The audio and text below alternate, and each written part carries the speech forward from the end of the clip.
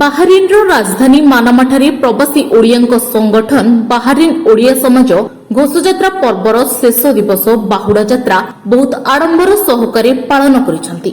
ଏଥିରେ ବହୁ ସଂଖ୍ୟାରେ ଶ୍ରଦ୍ଧାଳୁ ଯୋଗଦେଇ ଘଣ୍ଟ ଘଣ୍ଟା ଓ ବାଦ୍ୟନାଦ ମାଧ୍ୟମରେ ଭକ୍ତମାନେ ହରିବୋଲ ଓ ଜୟ ଜଗନ୍ନାଥ ଧ୍ୱନି ଦେଇ ରଥ ଟାଣିଥିଲେ।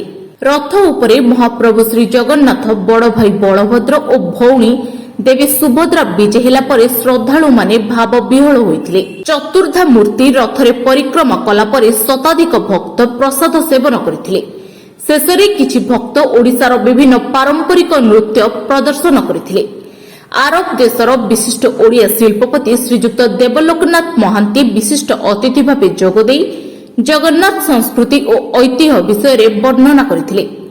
ବାହାରିନ୍ ଓଡ଼ିଆ ସମାଜର ସଭାପତି ଶ୍ରୀଯୁକ୍ତ ପ୍ରଭାକର ପାଢ଼ୀ, ଯୁଗ୍ମ ସମ୍ପାଦକ ଶାରଦା ପ୍ରସାଦ ପଟ୍ଟନାୟକ, କୋଷାଧ୍ୟକ୍ଷ ପ୍ରିୟଦତ୍ତ ରାୟ, ଜନସମ୍ପର୍କ ସମ୍ପାଦକ ଅମରନାଥ ସୁବୁଦ୍ଧି ଏବଂ କ୍ରୀଡ଼ା ସମ୍ପାଦକ ଅମରେଶ ପଣ୍ଡା ସମସ୍ତ ଭକ୍ତମାନଙ୍କୁ ଧନ୍ୟବାଦ ଜଣାଇବା ସହ ଭକ୍ତମାନଙ୍କ ଗହଣରେ ଜଗନ୍ନାଥ ସଂସ୍କୃତି ବିଷୟରେ ଆଲୋଚନା କରିଥିଲେ।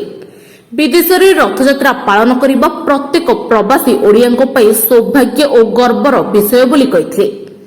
ରଥଯାତ୍ରାଠାରୁ ଆରମ୍ଭ କରି ବାହୁଡା ଯାତ୍ରା ଶେଷ ପର୍ଯ୍ୟନ୍ତ ଅନୁଷ୍ଠାନର ବରିଷ୍ଠ ସଦସ୍ୟମାନେ ଅଶେଷ ସହଯୋଗ କରିଥିଲେ। ଶତାଧିକ ଅଣ ଓଡ଼ିଆ ମଧ୍ୟ ବାହୁଡା ଯାତ୍ରାରେ ଯୋଗଦେଇ ଆନନ୍ଦିତ ହୋଇ ନିଜକୁ ସୌଭାଗ୍ୟ ମନେ କରୁଥିଲେ। ବାହାରିନ୍ରେ ରଥଯାତ୍ରା ଉତ୍ସବ 9 ଦିନ ଧରି ବାହୁଡା ଯାତ୍ରା ପର୍ଯ୍ୟନ୍ତ ବହୁତ ଧୁମଧାମରେ ପାଳନ କରାଯାଏ। ସମସ୍ତେ ବର୍ଷର ଏହି ପର୍ବକୁ ଅପେକ୍ଷା କରିଥାନ୍ତି।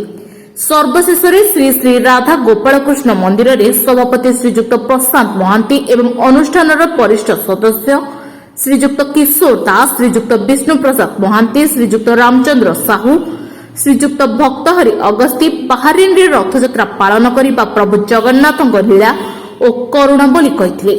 ନମସ୍କାର, ଜୟ ଜଗନ୍ନାଥ। ସର୍ବପ୍ରଥମେ ମୁଁ ଆପଣ ସମସ୍ତଙ୍କୁ ବାହୁଡା ଯାତ୍ରାର ହାର୍ଦ୍ଦିକ ଅଭିନନ୍ଦନ ଏବଂ ଶୁଭେଚ୍ଛା ଜଣାଉଛି। ଆଜି ଆମେ ବାହାରିନ୍ ଓଡ଼ିଆ ସମାଜ ଇସ୍କନ କାହ୍ନୁ ଗାର୍ଡେନ ସାଙ୍ଗେ ମିଶି ବାହୁଡା ଯାତ୍ରା ବହୁତ ଆଡମ୍ବର ସହକାରେ ପାଳନ କଲୁ।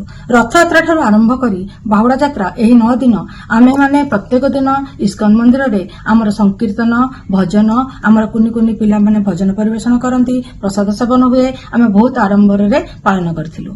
ଏମିତି ଲାଗୁନଥିଲା ଯେମିତିକି ଆମେ ଓଡ଼ିଶା ଠାରୁ ଏତେ ଦୂରରେ ଅଛୁ ଆଉ ପୁରୀ ମହାପ୍ରଭୁ ଜଗନ୍ନାଥଙ୍କ ଠାରୁ ଏତେ ଦୂରରେ ଅଛୁ। ଆମକୁ ଲାଗୁଥିଲା ଯେମିତି ଆମେ ସେହି ପୁରୀରେ ହିଁ ରହି ଆମେ ଜଗନ୍ନାଥଙ୍କ ପାଖରେ ହିଁ ରଥଯାତ୍ରା ପାଳନ କରିଛୁ। ଜୟ ଜଗନ୍ନାଥ।